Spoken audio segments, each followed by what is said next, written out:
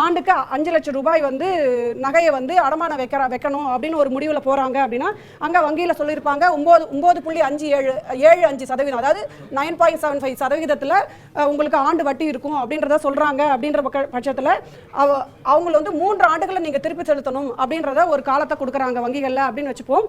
அந்த வகையத்தில் அந்த வாடிக்கையாளர் என்ன பண்ணணும் அப்படின்னா இஎம்ஐ வந்து கன்வெர்ட் பண்ணி போகிறாங்க அப்படின்னா மாதத்துக்கு 16,074 ரூபாய் இதை தான் வந்து அவங்க இஎம்ஐயாக செலுத்தணும்.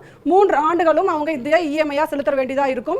அப்படி பாத்தீங்கன்னா அவங்க இந்த 3 ஆண்டுகள்ல வங்கிக்கு 78,698 ரூபாய் வந்து வட்டியா கொடுக்கிற மாதிரி இருக்கும். இதுதான் இப்போ வந்து புதுசா வந்து ஆலோசனை நடந்துட்டு வருது.